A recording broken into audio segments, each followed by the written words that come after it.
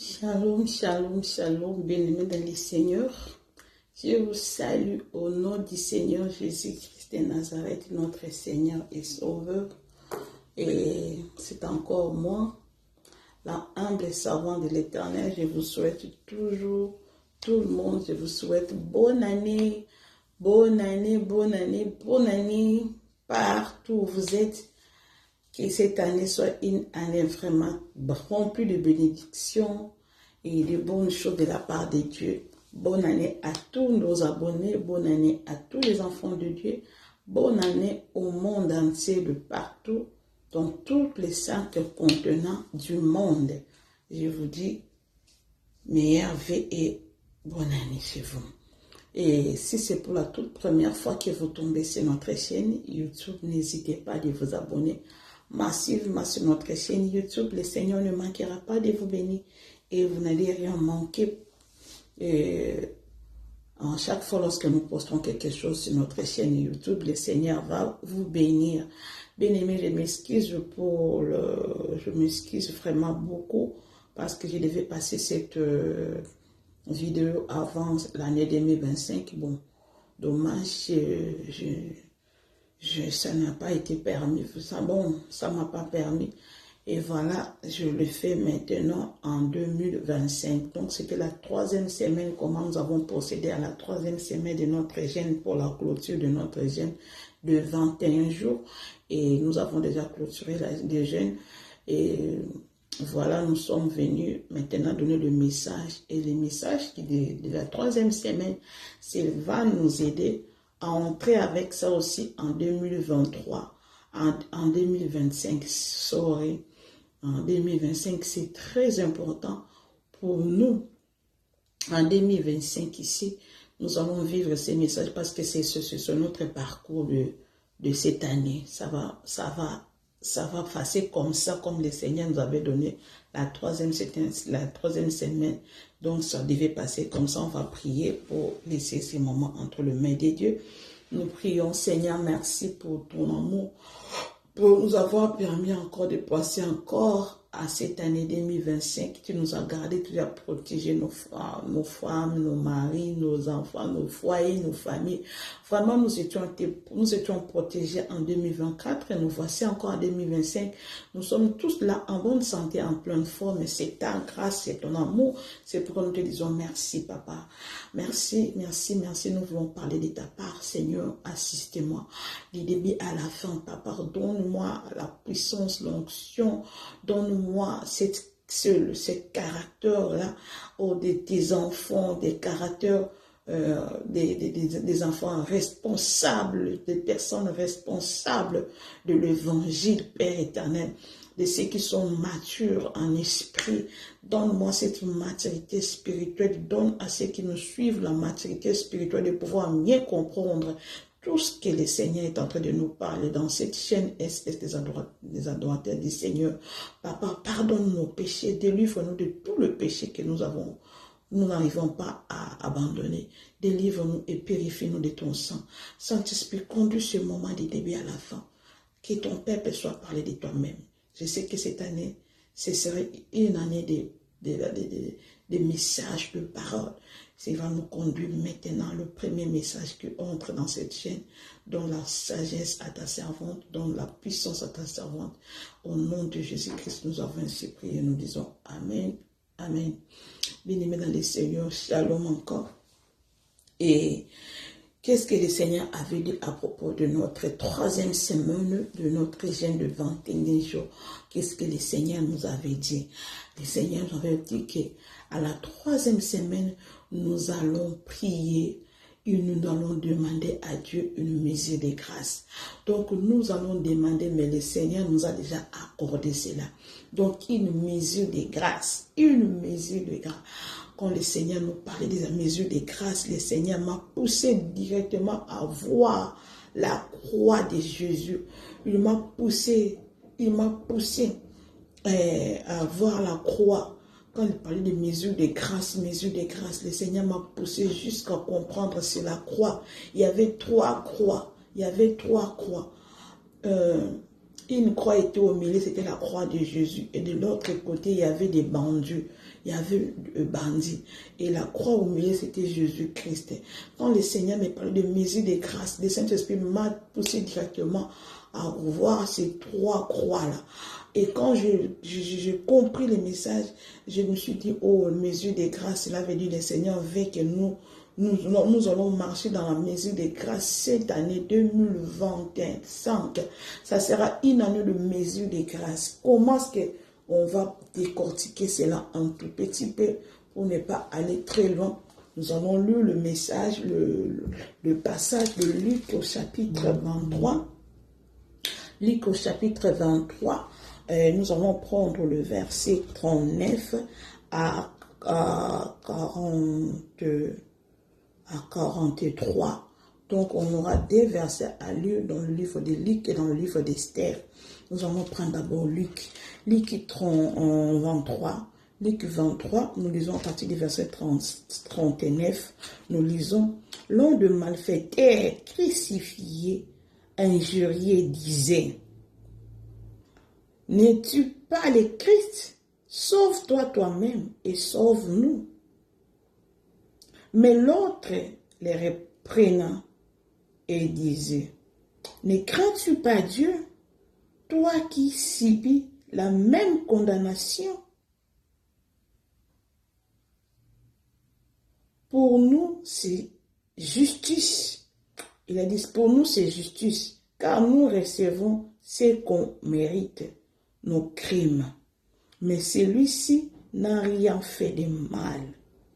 Et il dit à Jésus, souviens-toi de moi quand tu viendras dans ton règne. Jésus lui répondit, je te l'ai dit en vérité aujourd'hui, tu seras avec moi dans le paradis. Amen, amen. Bien-aimés, c'est la parole de Dieu, c'est la parole du Seigneur. Donc, quand le Seigneur nous a parlé de mesure de grâce, directement, le Saint-Esprit m'a poussé à voir trois croix. Dans ces trois croix, le Seigneur me disait mesure de grâce. Mesure de grâce. Nous allons vivre l'année de mesure de grâce cette année. Donc, comprenez, la première semaine, vous avez compris, c'était la semaine des secours. Le Seigneur est venu pour nous secourir.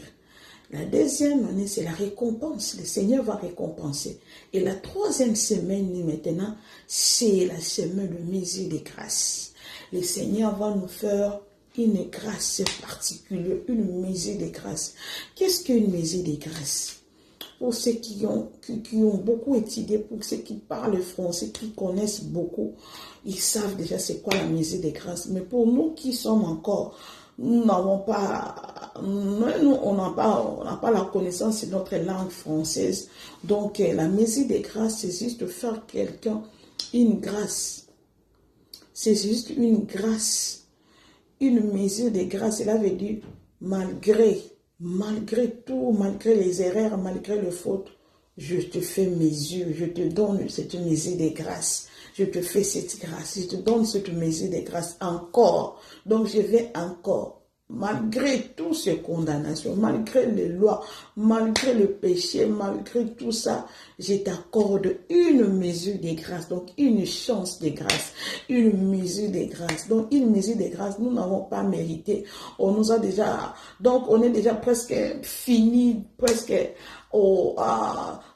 abandonné, délaissé, mais nous avons encore été récupérés. Nous avons encore été récupérés. Donc, une autre mesure de grâce pour nous, ce qui nous a donné ça, c'est Jésus. Le Seigneur nous a encore récupérés malgré tout. Mais il nous a encore récupérés par sa grâce. Il nous a régénérés. Il nous a encore régénérés. Qu'est-ce que je vais parler par là? Vous avez compris que lorsque nous avons lu Jésus, que c'était à la croix, il était au milieu, il y avait un malfaiteur à côté et l'autre à droite. Pendant ces temps-là, et qu'est-ce que nous allons remarquer? Qu'est-ce que nous allons remarquer? Nous allons remarquer que les bandits de l'autre côté qui disaient à Jésus que, il disait à Jésus, n'est-ce pas que tu es Christ? n'est-ce pas que toi tu es Dieu? Sauve-toi et sauve-nous. Donc c'était une manière de ridiculiser Jésus, une manière d'offenser Jésus, une manière de douter à sa divinité, une manière de douter au salut, une manière de douter à l'œuvre de la croix, à sa souveraineté, à ces sacrifices que le Seigneur a fait. Une manière de les rabaisser. Donc, c'était une manière de les rabaisser, de les critiquer, une manière de diminuer Jésus. Donc, il a dit, si tu es Christ, sauve-toi. Donc, toi qui fais les miracles par-ci, par-là, donc, fais les miracles pour te sauver. Il ne savait pas que Jésus n'est pas venu pour se sauver, mais il est venu pour nous sauver, non. Alors, l'autre a répliqué pour dire que toi, tu ne crains pas Dieu. Pourquoi tu ne peux pas craindre Dieu? Donc, la personne ici, directement, il avait reçu Jésus dans sa vie. Il a dit comme ça, écoutez, il a dit comme ça. Mais l'autre les reprenant et dit, ne crains-tu pas Dieu? Donc, il a déjà reconnu que Jésus-Christ est Dieu. Ne crains-tu pas Dieu? Déjà, il a reconnu que Jésus-Christ est Dieu. Alors, la Bible nous dit que Jésus-Christ, il est Dieu. Il est Dieu. Vous voyez, ça c'est déjà, croire en Jésus. Donc, accepter Jésus qu'il est Dieu, qu'il est venu pour nous sauver. Toi qui subis, il a dit, toi qui subis la même condamnation. Toi qui subis la même condamnation. Pour nous, c'est juste, car nous recevons ce qu'on mérite, nos crimes. Mais celui-ci n'a rien fait de mal. Encore, il a dit, et il dit à Jésus, souviens-toi de moi quand tu viendras dans ton règne. Il a dit à Jésus, papa, souviens-toi de moi quand tu seras dans ton règne. Cela veut dire, il a reconnu d'abord que Jésus-Christ, il est Dieu. Reconnaître Jésus étant Dieu, c'est l'accepter. C'est être d'accord qu'il n'est pas seulement mon Seigneur, mais il est aussi mon Dieu. Il est aussi mon Dieu. Donc, il a déjà crié à Jésus. Quand il a dit, souviens-toi de moi. Quand il a dit, nous avons fait nos crimes. Nous méritons le mal. Donc, il a reconnu ses péchés. Or, la Bible dit, c'est lui qui reconnaît ses péchés. Il est juste fidèle pour le pardonner. Donc, les péchés étaient déjà pardonnés. Parce qu'il a reconnu que je suis un pécheur. Moi, je suis criminel. Je fais des crimes. Je mérite la mort. Mais lui, il ne mérite pas ça. Donc, il a accepté déjà ses péchés. Donc, cela veut dire qu'il a été déjà justifié. Pourquoi il a accepté? La Bible dit, c'est lui qui cache ses transgressions ne prospère pas. Mais c'est lui qui l'avoue les délaisse, obtient miséricorde. Il a obtenu miséricorde. La Bible dit encore, si nous confessons nos péchés, il est juste et fidèle pour nous pardonner et pour nous purifier. Lui, il a accepté ses péchés, il a confessé. Donc, le Seigneur l'a pardonné. Donc, disons, il n'avait plus de péché parce qu'il a déjà reconnu ce péché. Et en la troisième lieu, il a dit, souviens-toi de moi.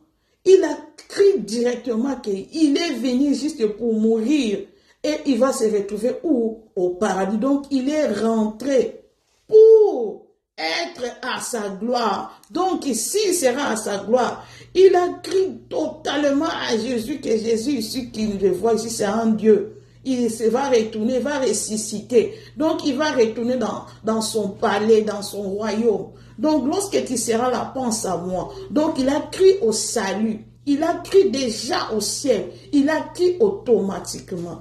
Donc, vous voyez cet homme-là, à la croix, il avait déjà accepté Jésus. Il a fait la repentance. Tout ça, il avait fait ça. La personne là était déjà condamnée. C'était une loi qui déjà des péchés comme ça, des criminels comme ça, leur condamnation, c'était la loi. C'était une condamnation. C'était vraiment une condamnation. Vraiment, c'était vraiment une condamnation. C'était une loi qui était déjà bien établie que ces gens de criminels, ces gens de bandits-là, leur finition, c'est la croix. Leur finition, c'est la croix. Donc là, c'était déjà pris de finition. Donc, il était déjà condamné à mort et entré dans l'enfer.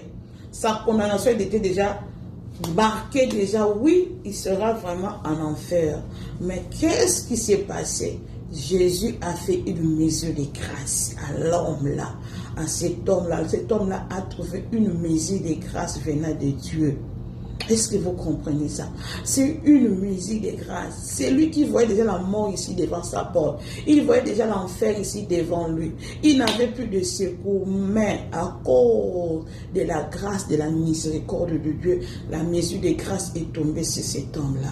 Alors, il était déjà dans le paradis avec Jésus-Christ de Nazareth. Quelle grâce! Quelqu'un qui a fait des criminologies, quelqu'un qui a fait des crimes, pardon.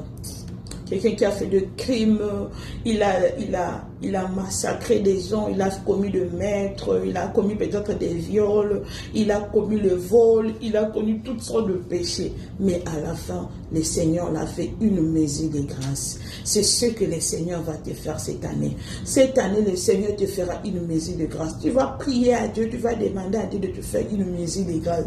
Cela veut dire que les lois étaient déjà là dans ta famille. Ils t'ont déjà condamné au célibat. Ils t'ont déjà condamné à de ne pas concevoir. Ils t'ont déjà condamné dans les chômages. La famille t'ont déjà condamné dans le péché, de l'impudicité, dans la homosexualité. Ils t'ont déjà condamné. Pour toi, la condamnation était déjà bien déterminée. Le monde des ténèbres t'a déjà condamné, le diable t'a déjà condamné. Mais je suis venu te dire que cette année, c'est une année de mesure de grâce. Le Seigneur Jésus est venu te faire une grâce particulière. C'est une nouvelle chance. Le Seigneur est venu te donner encore une chance de pouvoir ressortir encore dans la vie, de pouvoir sourire encore dans la vie, renaître de nouveau. Cela veut dire que le Seigneur veut effacer toutes les condamnations venant de ta famille, venant de toi-même. Le Seigneur a effacé ça. Il veut effacer ça pour toi. Il a oublié ça. La Bible dit il a effacé l'acte dont les ordonnances pour condamner. Même la Bible dit dans le livre de Romains, il n'y a plus de condamnation pour ceux qui sont dans Jésus-Christ. Il n'y a plus de condamnation. Aujourd'hui, le Seigneur vient te rappeler qu'il va te faire mesure de grâce. Tu ne vas plus te dire que je suis condamné, je suis dans les célibats, je suis dans l'homosexualité, je suis dans les chômages, je suis ne te dis plus cela, je suis dans la sorcellerie, ma sorcellerie ne va plus finir. Non. Aujourd'hui seulement, si tu donnes ta vie à Jésus-Christ de Nazareth, le Seigneur veut changer. Il veut te donner une nouvelle grâce. Une mesure de grâce. Le Seigneur va te faire une mesure de grâce. Il va oublier toutes ces condamnations. Malgré les lois, il est venu déchirer ça. Il est venu enlever il va venir couper la voile. Il est venu couper cette voile-là, déchirer cette voile-là. Il est venu laisser l'accès. Donc, toi qui ne seras plus condamné, même si tu étais lié, le Seigneur s'est décidé de te donner une mesure de grâce. Il veut te sauver malgré les lois des familles, malgré les liens, condamnation de famille. Il va te donner une mesure de grâce. Du coup, tu sauras, tu verras, tu ne vas pas comprendre. Mais comment, moi qui étais comme ça, comment je suis sorti, comment je me suis en sorti, comment je me suis marié, parce que le Seigneur va enlever les condamnations. Voyez-moi l'exemple de ces stylos, les bics ici, que je tiens. Vous voyez les bics ici, c'est comme une loi, une condamnation, bien un lien. Vous voyez, c'est comme un lien qui t'a attaché comme ça. C'était un lien attaché comme ça. Le Seigneur Jésus ne va pas voir comment était le niveau de ton problème, comment était le niveau de ton péché, comment était le niveau de ta condamnation. Il va venir seulement couper. Quel que soit le niveau de la condamnation, il viendra seulement couper cela pour que toi tu puisses passer, pour que toi tu aies encore l'espoir, pour que tu vives encore, pour que tu te maries, pour que tu aies des enfants. Malgré il y avait des lois, malgré tu avais avorté. Dans la condamnation, les diables t'avaient condamné. C'est comme tu as avorté, tu n'as plus de chance des enfants. Les diables t'avaient condamné à de ne plus concevoir. Mais aujourd'hui, le Seigneur va oublier tes péchés. Il va oublier le péché que tu as commis. Comme il a oublié le péché de cet homme-là. Le Seigneur va oublier ça à cause de ce que tu as fait. À cause de cri que tu as poussé à Dieu. À cause de son secours. À cause de son amour. À cause de ce qu'il a décidé maintenant à faire dans ta vie. Il va oublier cela. Il va oublier que tu viens d'une famille pauvre, que tu sors d'une famille pauvre, il va tout oublier. Il va aussi oublier que toi, tu étais comment on dit ça? On dit ça comment? En lingala, on dit ça, kolakela. Tu as été maudit. Il va oublier que tu as été maudit par tes parents. Les parents vont sortir les paroles de la malédiction sur toi. Le Seigneur va oublier ça. Il va effacer ça du coup. Il va tout enlever. Et pour te donner une chance, pour que tu récupères. Si nous lisons le livre d'Esther, comme j'avais dit, on va lire le livre d'Esther. On ne va pas aller beaucoup par là, rester là. On ne va pas rester sur ça. Nous allons seulement prendre le chapitre 5. On va prendre seulement le chapitre 5, le livre d'Esther. Chapitre 5. Qu'est-ce que la Bible nous dit? La Bible dit, les 3 jours, Esther mit ses vêtements royaux et se présentant dans la cour intérieure de la maison du roi. Devant la maison du roi, le roi était assis sur son trône royal dans la maison royale en face de l'entrée de la maison. Lorsque le roi vit la reine Esther debout dans la cour, elle trouva grâce à ses yeux et le roi tendit à Esther les sceptres d'or qu'il tenait à la main. Esther s'approcha et toucha le bout du sceptre. Le roi lui dit, qu'as-tu, reine Esther, et que demandes-tu? Quand ce serait la moitié du royaume été serré donné. Donc, lisez ça à partir du verset chapitre 14, vous allez comprendre ça. Ici, la Bible nous parle encore de la reine Esther. La reine Esther, c'était une reine qui était juive. La reine Esther était juive et qui a remplacé la reine Vashti. Elle a remplacé la reine Vashti. Donc, vous connaissez l'histoire de la reine Esther, comment elle est devenue la reine. Donc, on ne va pas aller là-bas. Comme il y avait une loi qui était sortie que tous les juifs devaient mourir. Ils devaient mourir. Donc, on allait tuer tous les juifs. La loi était sortie par les Haman là et son groupe là. Groupe des Haman, ils ont sorti une loi pour que les juifs soient ôtés de la vie. Et c'est l'oncle d'Esther, oncle d'Esther, Mardoché. C'est Mardoché qui est allé dire à Esther, il faut demander au roi une mesure de grâce pour que les rois, parce que tu sais que nous ici, il y a une loi qui est sortie que nous tous nous allons mourir, nous les juifs. Et Esther a dit, tu sais qu'ici chez moi aussi, il y a une loi. On ne peut pas aller chez le roi si le roi ne t'a pas appelé. Mais que je suis sa femme, s'il ne m'appelle pas, comment je peux aller là-bas chez lui? C'est une loi. Si quelqu'un franchit la loi là, il sera mort.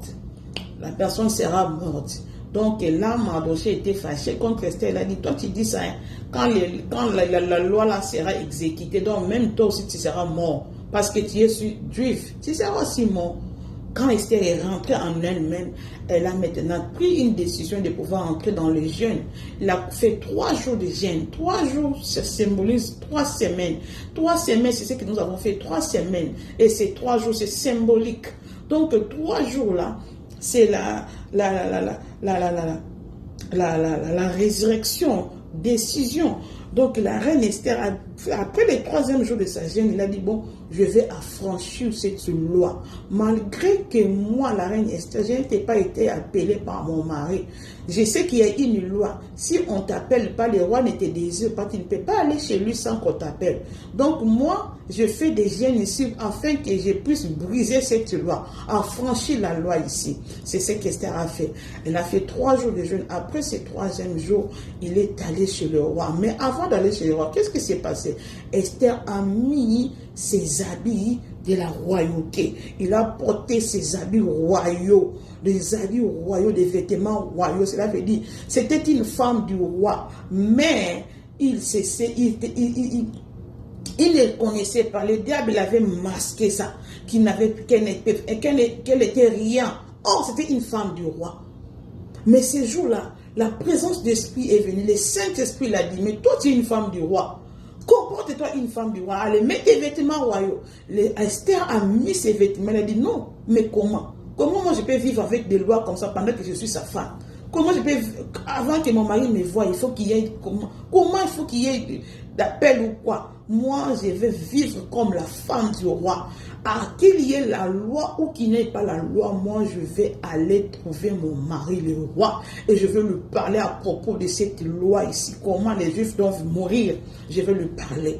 Qu'est-ce qui s'est passé lorsqu'Esther a mis sa robe, ses habits de royauté? Il a avancé ses mains auprès de son mari.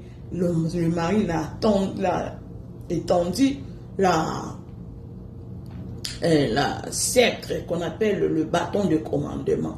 Donc Esther a été admise chez le roi. Le roi a accepté qu'Esther puisse avancer. Parce que malgré qu'il y avait une loi là-bas, qu'il ne peut pas aller chez le roi, mais lui, Esther, elle a franchi cette loi-là. Elle a trouvé grâce aux yeux de son mari. Elle a franchi le roi, les lois. Cette année, le Seigneur, malgré les lois de nos familles, nous avons une mesure de grâce. Le Seigneur va oublier toutes les lois de nos familles. Tous les petites lois que les sorciers ils ont mis dans nos familles, des alliances, de condamnation.